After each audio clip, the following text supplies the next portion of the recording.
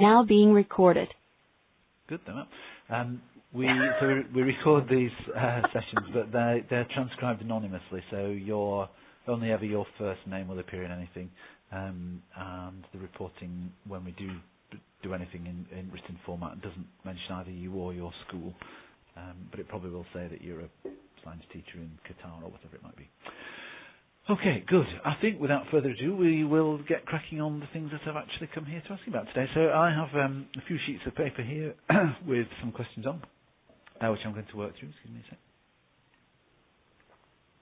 And I can see that you've already told us a little bit about, first of all, that none of you have done one of these online discussions before. So I hope you enjoy it tonight. It's not difficult. Most of our teachers who take part seem to find that the time speeds by, although if we do end up with just three of us, it'll probably speed by more quickly than we'd hope for. But that's kind of the nature of the beast, really. Somehow, with international focus groups, the technology can be difficult. I think we're having difficulty with Mongolia at the moment, which isn't entirely surprising. So I'm assuming that James is probably still on screen but can't hear. So let me just have a quick word with my colleague about that. Just bear with me a sec. Trop drôle de te retrouver là. Yeah, it's fun. I recognize your voice immediately. I was like, I know that voice.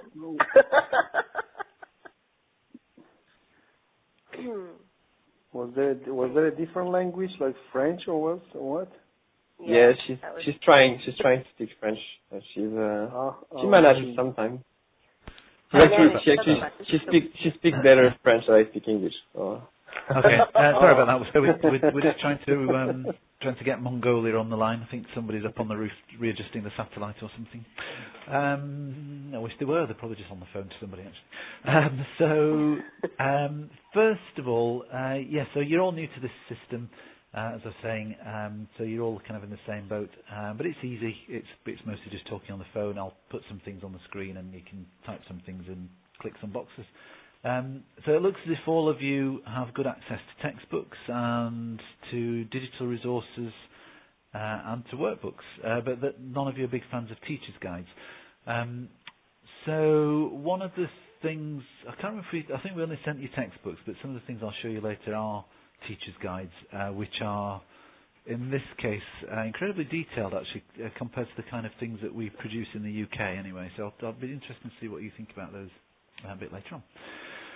Can I jump in? Yeah, sure.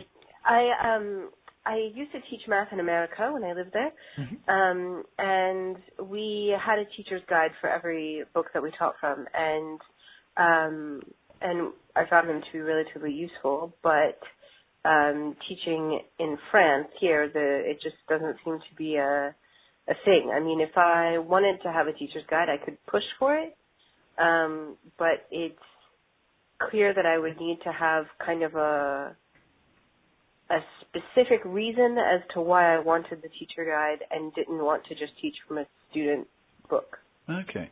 So do you see what I mean? Yeah. So were there advantages to having teachers' guides when you taught in the States? There were quite a few that I found. At the time, what was nice is that all of the answers for all of the questions were there.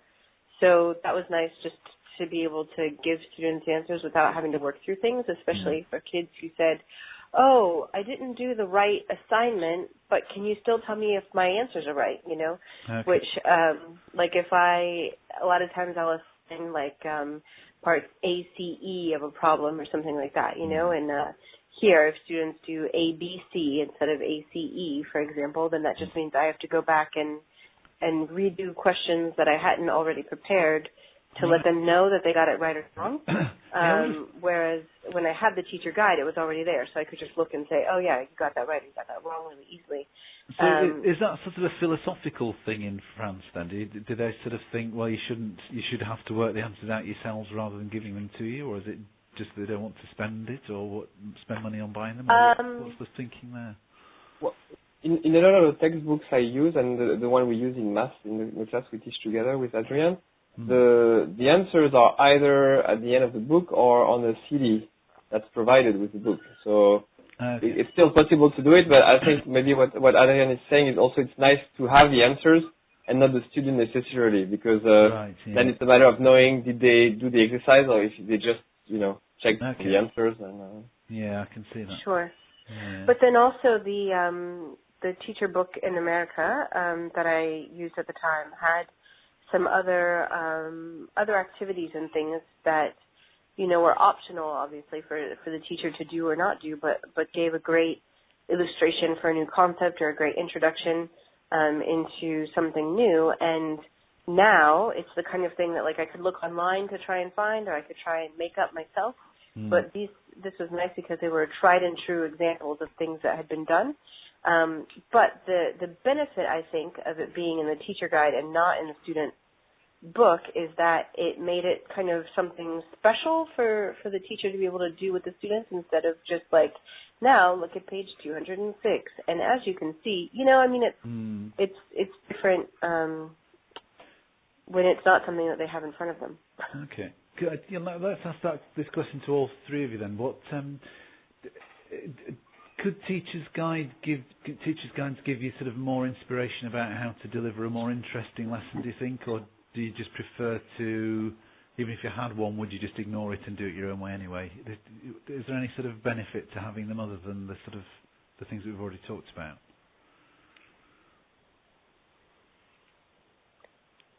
Well, I think it could give more inspiration, but if it's a really good one, it's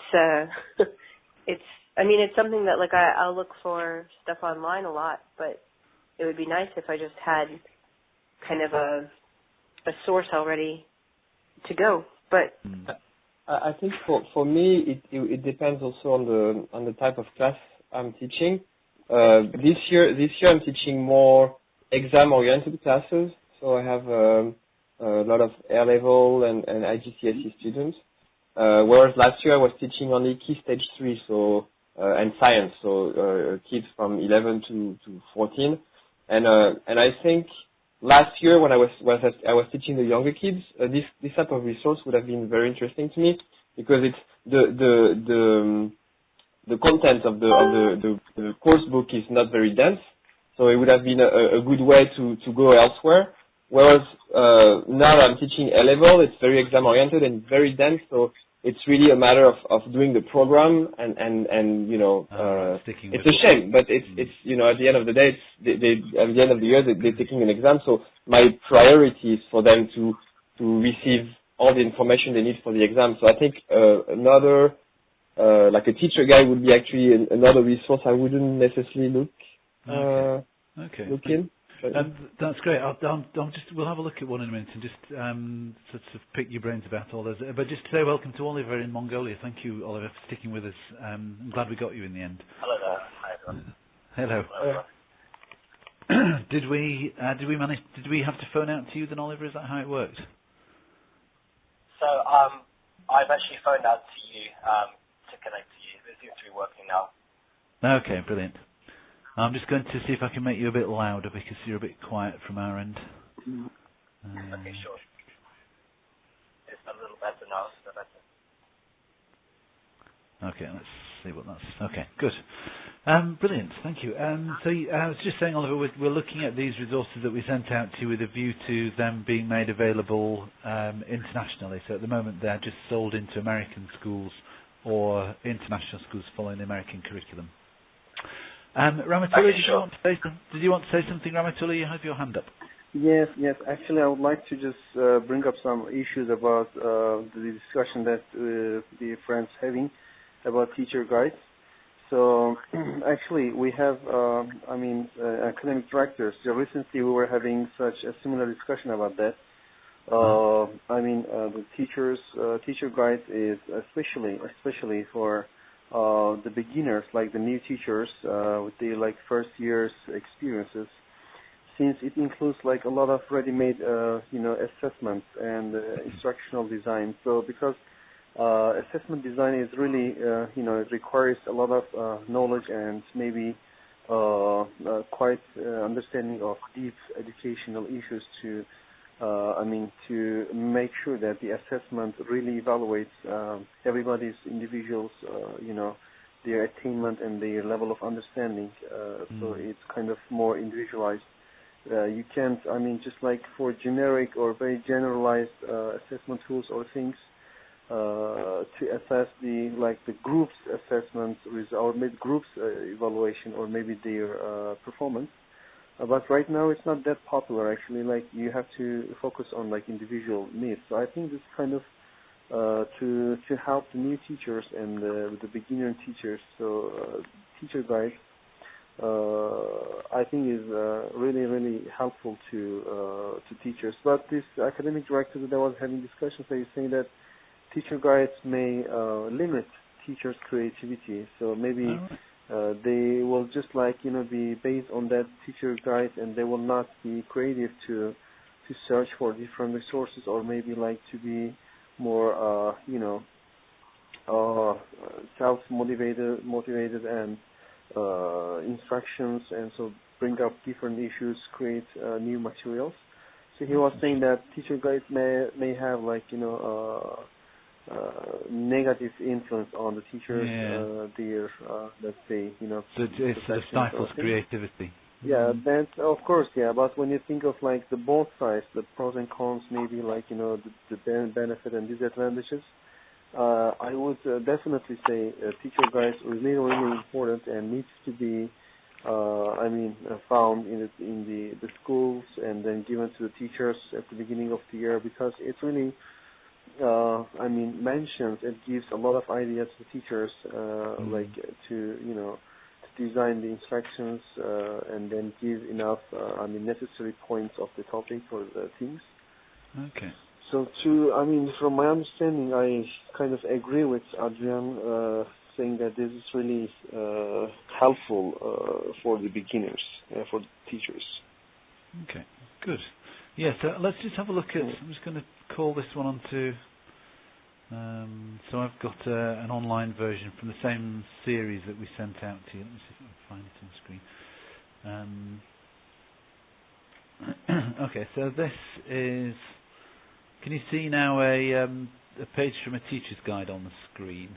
It says Mystery Box and Magnet Mysteries in red. Yes. Yeah, okay. Yeah. So this is just, I was just wondering whether this is, if you were to get a series of textbooks in your school for your subject area, so this is a science example, but you can probably see that a similar sort of format would apply anywhere. Just wondering whether this is the kind of thing that you would want, or notwithstanding Ramatoula's comments there that sometimes they can be too prescriptive, and so some schools are put off them. What would you feel about having this level of support? So I don't know how much of this you can read, but I'll just talk you through what it is whilst we're doing that. So, for example, the activity is in the first column, and you can see this is lesson 1, and it's structured according to the first bit is this using a flip chart, mystery box, and then some objectives, how long it'll take, 15-20 minutes it says, and working in small groups. And then there's the skills in the second column, the materials that you would need fit in the third column, and then some tips, troubleshooting and expected results in the fourth column. And lesson 1 there is split into part A, part B, and then it goes into lesson 2. And the same. And before that, I've skipped through the first probably 20 pages of this teacher's guide, which had in things like mapping to the curriculum standards. So this is this would be the NGSS, I imagine, in the States.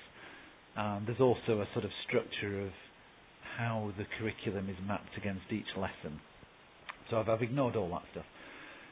Do you think, what do you think about this level of support? Was that something that you'd find attractive, or not interesting, or even off-putting? Any thoughts about that? How that would suit you personally? Can I say that? Actually, I have seen different kind of teacher's guide or teacher resources. But what I actually can say is this kind of materials or this kind of design are not very helpful to the teachers because, for example, say small groups, I mean, according to the small groups, maybe depends on the teachers, on the students' level, or depends on the maybe students' background and knowledge. Maybe if students are able to make big groups, there could be big groups too. I mean, this kind of information may not be quite helpful. Maybe instead of having such maybe just instructions, do this, do that, do this, do that, maybe what I could maybe suggest, there could be more, let's say, interesting facts, like related to real life that teachers can integrate it into their teachings. Or let's say some, let's say, newly, let's say these age, or new inventions, or new ideas, or new creations, new things related to the topic, real life examples, what's happening right now. This kind of maybe informations may not exist in the textbooks, but in the teacher's guide, be good as extra. Like more, extra information and extra.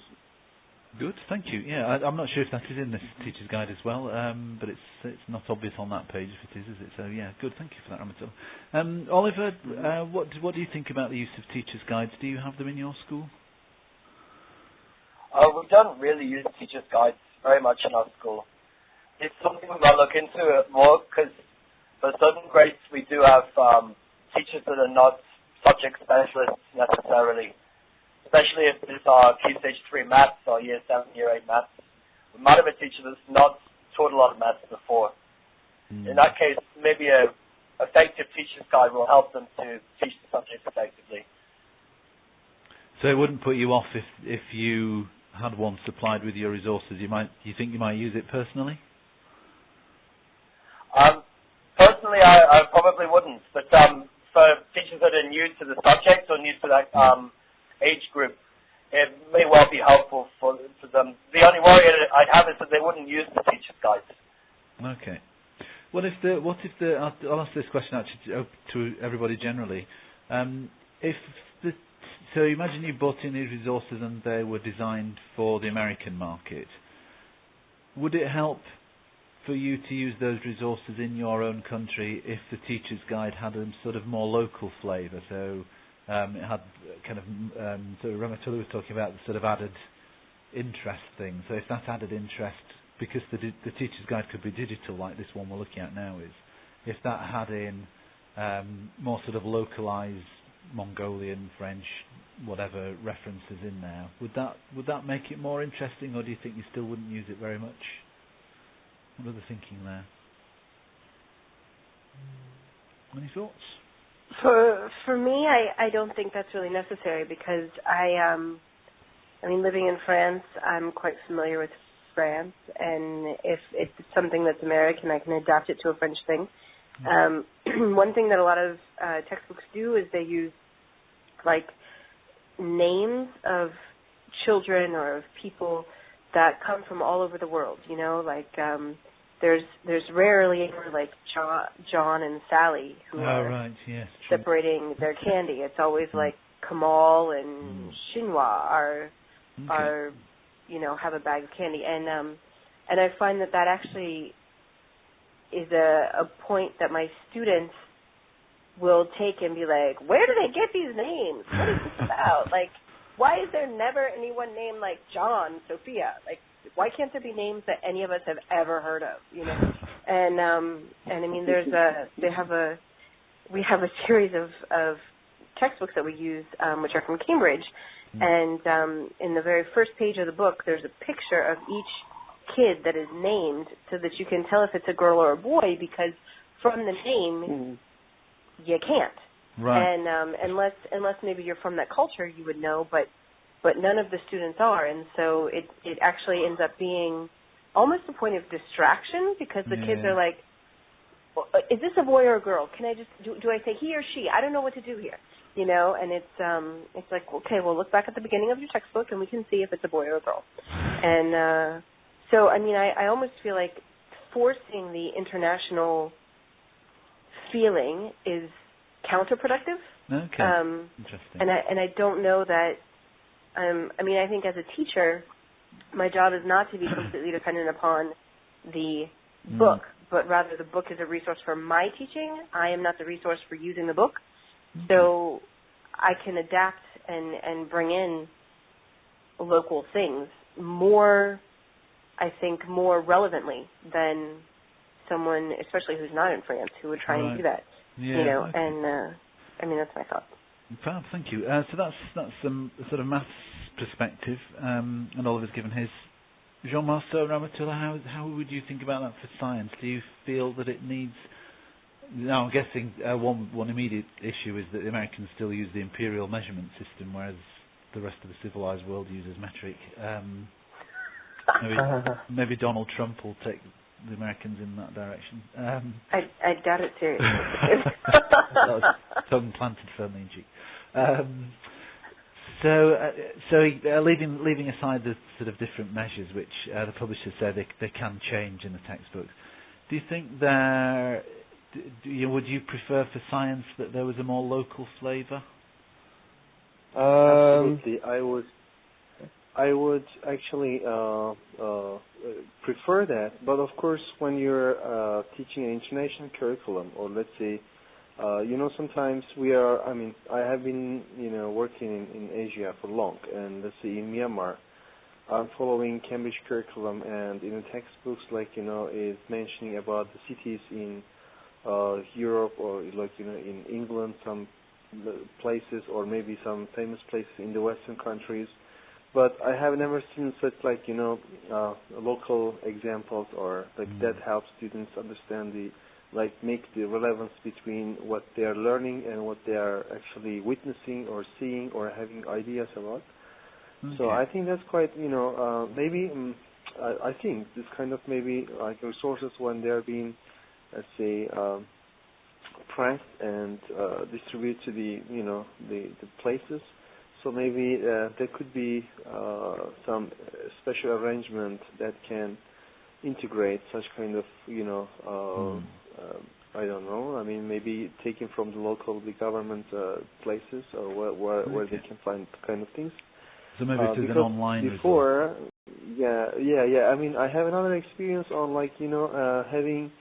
I have also taught Singapore mathematics and Singapore science curriculum. So, for example, that curriculum has because it's Asia, more examples. When I compare the two curriculums, seeing that for people or for students, learners in Asia, in terms of the relevance of their life and experiences and the things, the content, the examples, are kind of more strongly connected and makes more sense in terms of understanding. Yeah. Okay, good, thank you. Jean-Marcel, do you find the same thing in France? Yeah, no, I think maybe for me it's less striking the difference, because I imagine the cultural differences between the British book we use in France is not as big as it can be maybe for Asia.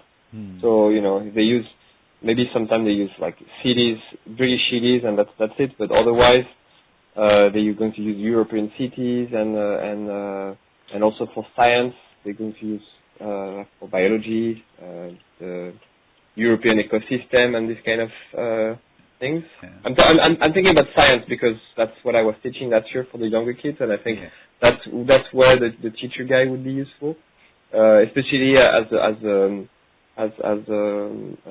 Ramatoula was saying that this is good for new teachers. Like the last year, I just taught science for a year to students. We're a new school, so depending on the students, I had to switch to science. I was mathematics before, and I switched to science. But I was basically I taught that for a year, and it was the first year I taught this subject. So it would have been very helpful, I think, the teacher guide in that regard.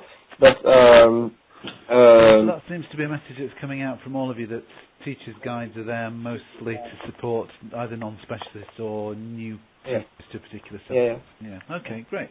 Thank you. So we will move on from teacher's guide now, then, just to think generally about the kind of resources that you're using for teaching your various curriculum. So you're all in what I would consider as the next. I spent 15 years teaching in a school that was just teaching our local English national curriculum to English children in English. So it's as bog standard of teaching as you could get. Whereas you're all doing something much more exotic and exciting than that. Just wondering whether you find generally that the resources you have access to for teaching your subject is... Oops, sounds like we just lost Oliver. Whether those resources are adequate, whether there are any gaps, any sort of either resource types that you would like more of, or any gaps in the curriculum provision, for example. So for maybe a topic that you teach, you find the resources aren't really up to scratch. Anything that struck you at all where you think you could benefit from having a bit of extra something somewhere in your curriculum?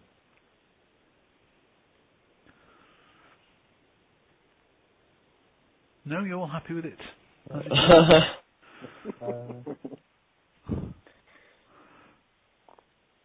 Waiting for ladies to go first, maybe.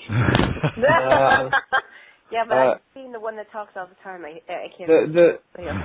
I'm going to cut you off then, and I'm going to speak instead of you, Adrian. Go on then. It's not very polite, sorry. But the only thing that I'm for the class that I teach that are exam oriented is the thing that I need to print a lot of past papers basically for them, and so there are exam type questions in the books. But they are not necessarily very relevant, or maybe they are a bit outdated. So this is something that I find myself doing a lot, like before exams or before vacation, printing a lot of past papers. So okay, that's interesting. So I would totally agree. So okay, totally agree that so for both of you, you'd like more practice questions. Yeah. Sorry, Adrian, I interrupted. Yeah, but not just practice questions, but really exam questions, I mean, like real exam. Like real exam questions from previous exams, or the exact same style of question, obviously with things about it changed or whatever, the display of the question. But I mean, it's like the question is important, right, Adrian? Like the fact that because in the books we use, there are a lot of past paper questions, but they are disseminated throughout the books according to the chapters, and the display of them being in one exam with one question for this chapter, one question for this chapter is actually super important for them so that they can jump from one to the next, and that's something we don't really have. Right. Okay. And something you see a lot is, in the exam question, for instance, on the actual exam, it'll cover 3 or 4 topics, but nowhere in a book would you find one exam question that covers 3 or 4 topics. So it's in printing out the past paper where they go, wait, but this looks like it's from chapter 2, 7, and 15. And you're like, yes, that's because it is. Right. And they're like, but we haven't seen anything like this before. And I'm like, well, that's why we print out 47 million copies of past papers. But if they had some review of that in actual textbooks, would be really useful. Okay, that's very interesting. Good. Thank you. I'm sorry, Jean-Marceau, I just jumped on your thing. May I please add something on this? Yeah, sure, Martina. Actually, the textbooks that we are using, for example, it's Cambridge Checkpoint Science books. But the textbooks that I think they kind of have the lack of different question types, or let's say like end of chapter questions. It's like all the same style questions, like 2, 3 kind of open-ended short answer questions, not like having more different kinds of the diversity of questions that can fit to different needs. For instance, like maybe multiple choice, or maybe just like matching or drawing, or I don't know, different kind of maybe true false, different kind of questions. Because let's say in a group of students that everybody has like maybe their own style of learning, and the question types they get their understanding is like different, but I can say that like all of the type of the questions and of the chapter are almost the same, like the same style. So maybe there could be more like different types that fit to different needs. Okay, great. Thank you for that. And Oliver, sorry, yes, you may have gathered. I think you dipped out when I actually asked the question there on the phone, but welcome back. So we're just asking about whether there's anything in the resources that you're using at the moment that's missing. So we've had examples of sort of past exam questions or exam style questions. Is there anything that's occurred to you that you would like to have more of in the resources that you use in your country? Perhaps more of the same. One thing that we'd like to see more of is more differentiated questions in the textbooks. Okay. So we've just ordered some IB textbooks where all the questions are differentiated by level, and the students can tell if they're working at a level 3 or 4, or level 5 or 6, or level 7. It would be great if we could have those styles of practice questions in the other textbooks for lower down the school as well, so students have more of an idea of what level they're working at. Okay, brilliant. Thank you. Good. So some great tips there. I will pass those on. So just thinking then about when you come to choose resources generally. So I think we've just had a great example of one thing that you'll be looking for when you get your next set of resources, which is obviously more questions.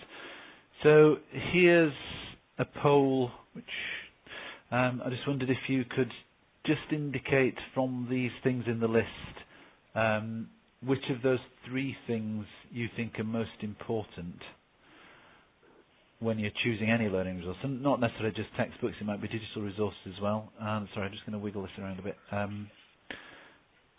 Move the chat pod over so you can see that as well. So if there's anything that you think is an important factor that isn't on the list, maybe if you could type that into the chat pod over on the right-hand side. I'll just give you a minute or so to select which of those are most important. So just choose 3.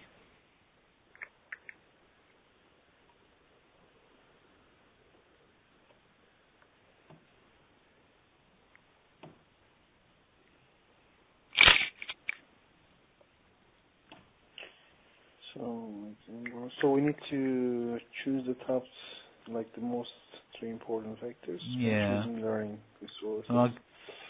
I'll give you 4 if you can't narrow it down to 3. But. Okay.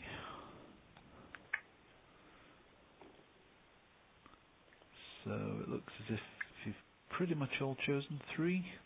Yes, good. Fab. So let me just show you what people have said. So quality, obviously very important. Fit with the curriculum strategy is the one that most of you have gone for. Come back to that in a sec actually. Exam board endorsed, yeah, come back to that too. Those fit quite nicely together, the last 2. Availability in your region, and then the sort of general approach and pedagogies of the materials.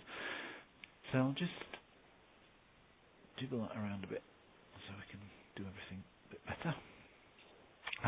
So, just thinking about this, to take those in turn. So, fit with the school curriculum strategy. So, we tried to choose teachers to take part tonight who were all following different curriculums, but it sounds as if some of you have current or overlapping curriculum anyway, because obviously not all of you follow the same curriculum all the way through school. So, fitting with that curriculum strategy, do any of you feel particularly that the resources that you bought would have to be produced by the same curriculum authority? So I'm thinking, for example, if you were following International Baccalaureate or Cambridge, that the textbooks or other resources that you bought had to be provided by IB or Cambridge respectively. Any thoughts about that? Does anyone strongly feel that they do have to, or that you don't mind? Who'd like to go first? Now, Ramatilla, you mentioned Cambridge earlier, and Yes. Does that need to fit exactly? Would you need Cambridge resources if you're following the Cambridge curriculum? Actually, we are following Cambridge curriculum, but honestly, right now in our hands we have, resources endorsed by Cambridge, but the publishers are different, and sometimes the editions, the things that makes the difference. Like the students have textbooks, but the teacher's guide is like based on maybe a different edition or a different, let's say, publisher. Maybe the same curriculum, but the publisher or the providers are different. So that makes some kind of conflicts with the lesson designing, or the teachers may, explain something or maybe try to do an activity which doesn't actually exist in the students' maybe textbooks. So that may give some conflicts. Okay. And so you mentioned about them being endorsed textbooks. Is that important to you that they are endorsed by Cambridge, or would you, if a publisher said, well, it fits with the curriculum and we can show you how it fits, would that be enough, or would you still want to see the Cambridge endorsement for them? Actually, right now, our school policy is, to be honest, try to avoid textbook-based teaching or learning practices more. So it's kind of more collecting data from different resources to, design your own instructions. So that's maybe the reason our maybe school board management doesn't really care about having the same kind of maybe textbooks from the same providers or publishers or endorsed by Cambridge. And, what the policy, or let's say the philosophy, tried to imply here, saying that, okay, we don't have to just like give knowledge to the students, and then we need to teach them, we need to give them chance to learn life skills, like they can research and find the knowledge that's necessary for them. We don't have to just like, maybe some students will not, use this kind of curriculum or exam styles or things. They may not need that. So that's why the school policy doesn't really care about providing kind of, things. Okay. That's very interesting. Yeah.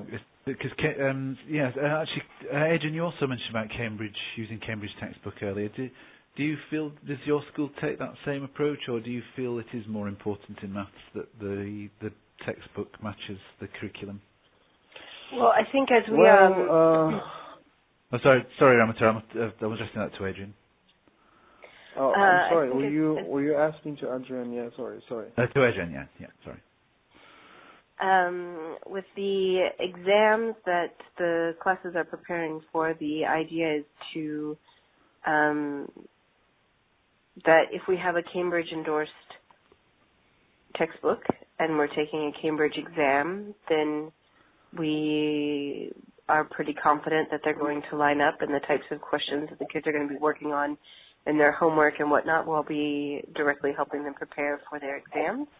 Having said that, we started out with Cambridge books up through IGCSE, and now this year we've changed to do the Edexcel IGCSE instead of the Cambridge, and so then it's a question of the teachers just being really vigilant about what is in the textbook that is no longer on the syllabus that we're headed for the exam, or vice versa, and making sure that we cover everything that we need to cover, because the syllabi between the two exams is slightly different, are slightly different. So,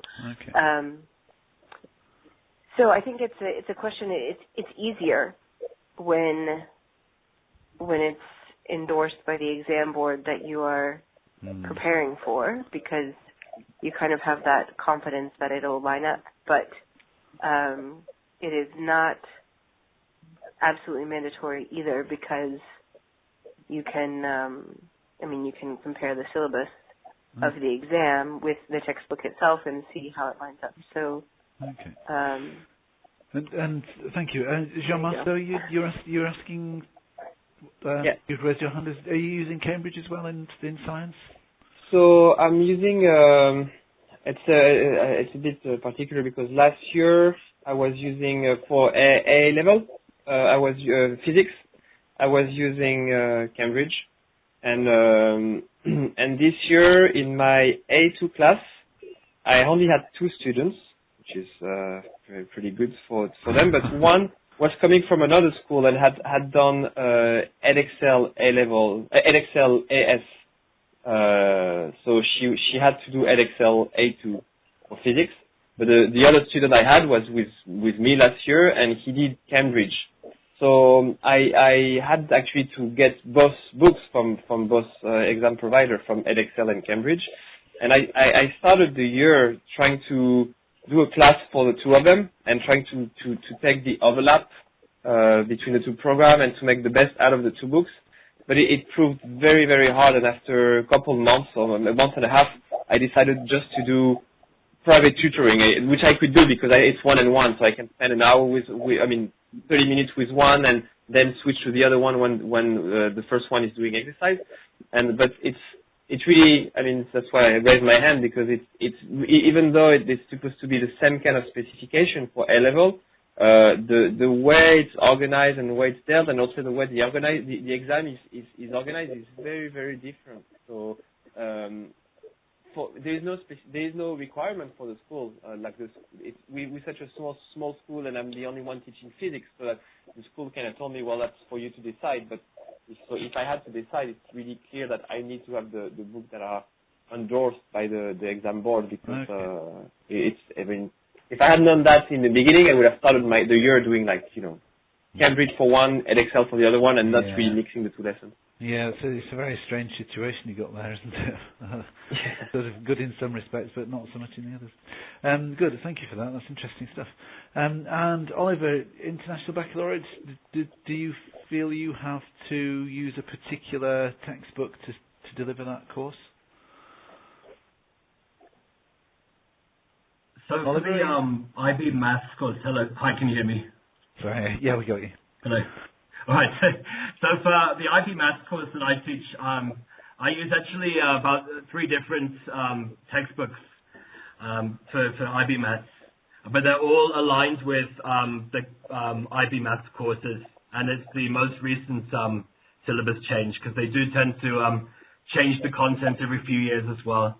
It's important to us to have the up-to-date versions of the textbooks. It seems really important to our students that they actually have their own physical copies of textbooks as well. It's very different to the setting that, for example, Rahmatullah's school, that our Mongolian children and their parents, it's a very important thing to them culturally that they have paper textbooks that they can take home. And really that's the deciding factor in what school they go to and what course they do, is whether they have these textbooks. Okay. That's very interesting, sort of flipped introduction to the next question I was going to ask, actually, which is whether, if you are choosing a new resource, you would want a digital component as well as a print, or if you just want a digital but not print, or just print but not digital. So I think rather than asking you all each in turn to do that, could you just jot a note in the chat pod, each of you in turn, and then we'll see what all of you have said. So question is, do you think if you're buying new resources, you definitely need a digital component as well as print, or are you not really fussed? You just, all of you could just quickly type in a quick sentence about that in the chat pod. Can I go first? Yeah, sure. You can all do it at the same time. So, yeah, actually, I'd like to say that this year, we started a new program, like one-on-one laptop, one-on-one device program. So for primary school grades 3, 4, 5, we're applying laptop, one-on-one laptop, and then secondary high school we're applying. We were applying tablets for primary, and then laptop for secondary high school. So in that regard, we really feel that we need digital resources. And because the teachers are also using like some kind of learning management systems, Google Classrooms to deliver the instructions and having some, technology integrated lessons and more interactive with students and like. But in that regard, this printed textbooks or resources would not satisfy this kind of needs. And but sometimes even this digital resources may not also be enough for the teachers in case there are some worksheets or there are some, let's say experiments or things to be recorded. So I believe we should have, or let's say there should be, both digital and printed, because their roles are kind of completing each other. So it's like the half of a whole. So they should be like both. It sounds like other people are saying similar things on the chat pod as well. Ramatul, if you scan your eye down, so it sounds as if there's a general preference for printed textbooks, and it's the same in the UK, I have to say. But it sounds as if all of you see some value in digital. I just want to have a quick rundown through some of the things that you said in response to your pre-session task. So all of you are using textbooks, all of you are using printed textbooks. Some of the things that you've said that you think make a good textbook, I'll list them in a sec, I'll read them out, and then you can just be interested to hear if you've got anything that you'd like to add to this list. So you like clear examples, you like different types of questions, including word problems and opportunities for real-life application. You like differentiated questions and for suited with various ability levels, so we had quite a bit of comment about that earlier. James, who hasn't made it in tonight from Japan, said that he thought they should be accessible and portable. So, and he was somebody who particularly liked digital textbooks for that reason. Of course, in Japan there's a lot of the pretty high tech out there. You tended to like clear presentation of diagrams and drawings. You like the supporting digital. We just mentioned that again. And some of you said that you like them to come with a separate activity book for pupils to write in, or for assessment materials to go with them as well. So it's interesting there that there's quite a lot of similarity in terms of the sort of content, but also the supporting materials. Well, we're not talking too much about assessment materials today, but the pupil activity book. So we talked about textbooks most recently. We talked about Teacher's Guide at the start. So just a quick think about pupil books. Do any of you have resources where the students have a separate set of digital activities that kind of accompany them? So they're not just a digital version of the textbook, but they are engaging interactive digital activities that run alongside. Have any of you got access to those? We do at our school, but I don't use it very faithfully, to be honest, with the students. I have made them aware of its existence, but as I don't specifically require them to do it on a regular basis, it doesn't happen. The reason that I don't is because there's no question of showing work or or process, and in my experience and in what I really believe about teaching math as a math teacher, is that it's so important to see the process, and it's not just about the final answer. And this resource, while it is interactive, its importance is really on the final answer, and I find that to be such a shame. So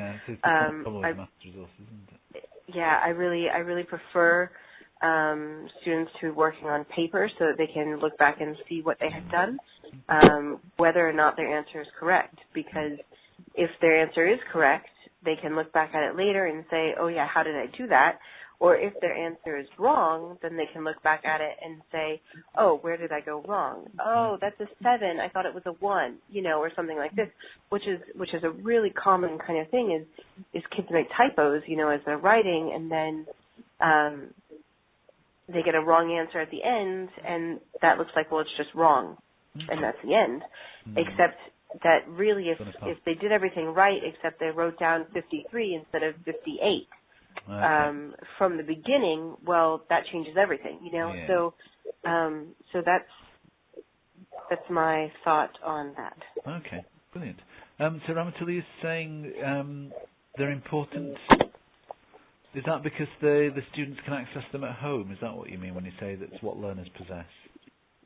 Yes. Or are you talking about writing textbooks?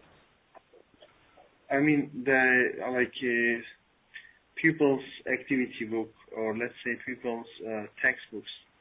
The question is like pupil activity books, because the students having access to those kind of books, if we don't use it, if we don't, follow that book, so students would be, having the resources in hand, but not being supervised or accordingly directed about because this kind of activity also, mostly actually measures this level of the students' understanding or maybe their perceptions on the things, their maybe creativity or things. So this kind of things, I think, myself, I do follow and I do use it. Okay. Okay, good. Thank you for that. Any other comments on pupil workbooks? Any fans of them? Anyone never used them, not interested in them? Any other thoughts at all? I have, for my Key Stage 3, I have, the students all have a practice workbook as well. Oh, yeah. And so in the textbook, there are questions for them to practice and work through, and then in the workbook, there are a whole other set of questions that are very similar to those from the textbook. And so usually what I do is when I'm teaching, I'll give them homework out of the textbook, and we'll do classwork out of the textbook.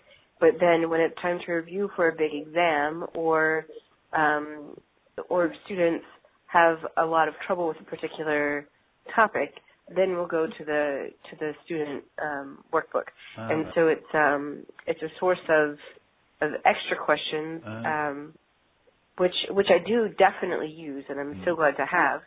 But it is not a thing that I use every day. Okay. Good. Yeah. For science last year when I was teaching science, it was the same. It was the same editor, the same publisher as the math book, and for Key Stage 3 they were the course book and the student book, the workbook, and it was very, very useful. I actually used it a lot because in science there was a lot of course in the course book, but not many exercise. So this was a good way of them of me also for them to assess the learning. And, okay. Yeah. Good. And so yeah, great for practice. I guess that's what they're intended for, isn't it? And I suppose the fact that if you can write in them physically as well and carry them around, then that comes back to James's point about the portability of them as well. Although we sort of read that as being digital, but actually with a student book, that's also possible. Good. Thank you. So just want you then. I'm going to ask you specifically about the samples that we showed you, and I'll put some other things on screen in a bit to sort of prompt more discussion about those in particular. But before we think about those materials that you've already looked at for this exercise, I'm just wondering if you can think back to a time when you've been involved in choosing new resources, whether that's textbook or digital resources or whatever else it might be. Can any of you think of something that's particularly put you off? So if you obviously you're more familiar with textbooks that you're using, but those are the ones that you've chosen probably, particularly those of you who are in the new schools. What kind of things put you off resources when you're choosing them? What are the big sort of clangers that publishers sometimes drop that put you off choosing? Hello? Yes, go on. Oh, yes. Hello, Jean. Hello? Sorry, yeah. I was being called back at the same time. I don't know why. Something that puts me off, and I noticed in the resource you send me for the pre-task, is to have this I mean, for the young, maybe the younger ones, it's not such a big deal. But for the older ones, it's when I have a lot of fake post-its and a lot of check tables when you need to check things, like to check your knowledge. I feel like a lot of space lost for nothing, and so. I don't know. I like when it's straightforward and it goes straight to the point. When it's just like the lesson and some exercise. But maybe it's because I'm French and a bit old-fashioned, and that's the way I learned as well. So, it's Is that a particular issue for children who are learning in English? Is that clutter sort of a disadvantage for people who are learning in a language that isn't their first language? No, I think it's a distraction for the actual. It's like the resource you sent me for the pre-task. They were 8 pages before the lesson started, where there were pictures and cool little post-it things. When they showing you what you're going to learn. But at the end of the day, it's just a course about learning about velocity and displacement. It's just like. And there's just one, and then at the end, so I didn't see the whole resource, but there was just 1 or 2 exercises that were taking 1 page each, and I feel like, okay, my goal as a teacher and the goal for the students is to learn how to calculate a velocity, and so they have very little application to do that. They just have a lot of drawings, a lot of post-its and stuff, so I don't know, I find it a distraction often in books, and that's something that I try to avoid. So would you rather there were more questions and less? Yeah. I don't mind, some fun facts and stuff here and there, but when it takes the whole space, it's a bit annoying. Okay. Yeah, good point. Thank you very much. Any other off-putting features of resources that anyone would like to comment on? On that same idea with the post-its, I've seen in a textbook before a thing where they had some post-its that were like fun facts or whatever, and you kind of get used to ignoring them because you just want to get straight to the point. Okay. Except then, every so often there would be a post-it which was like the key to understanding everything, because you had to read that one post-it. And to me, okay, if the post-it is going to be used as a fun fact, extra info, then it needs to always be that.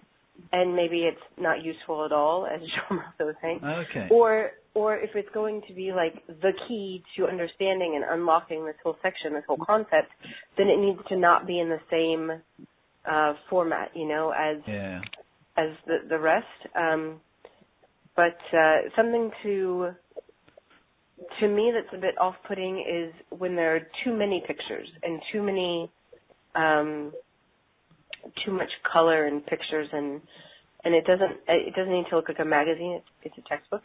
Okay. So but on the other hand, if it's all black and white and it's all just questions, then it's a bit dry as well. So there has to be some kind of balance. Okay. Good. Oliver, anything you would like to comment on what puts you off textbooks, if anything? Yeah, sure. You see a lot of textbooks that just don't really have enough content in them. So really what we're looking for in textbooks is a main resource that can be used for, not for every class, but can be used regularly and without having to supplement with a lot of extra resources. So for some textbooks, especially at grade Key Stage 2, Key Stage 3, we see a lot of stuff where there's just not enough content. In maths, there's not enough practice questions. And that really puts us off because we don't want teachers to have too much extra workload looking for extra resources all the time. Okay, that's a very good point. So it needs to be, it sounds as if a common theme is that although they need to be engaging and therefore have some stuff in, you need to have identified the key facts amongst all the fun facts, as Adrienne put it, and then have enough practice questions in there to actually to give it some meat. So what I've put up here then is I've chosen this particular resource because I think none of you actually teach biology. Is that right? No, physics and chemistry are the 2 science teachers. So it's not something, and the reason I've chosen something that's not a subject that any of you are teaching is that we want to look more at the the sort of layout and the peripheries of the kind of things we've just been talking about, rather than getting bogged down in the content of it. So here's a chapter from a science book. It's Unit 3 from this book. I don't know what it is. And you can see there we've got the big idea that it's about adaptation to the environment. And we've got a sort of prompt question on the front page. I'm just going to skip down and look at some of the different components in it and just see what you think about any of those. So we've got a sort of bit of intro text.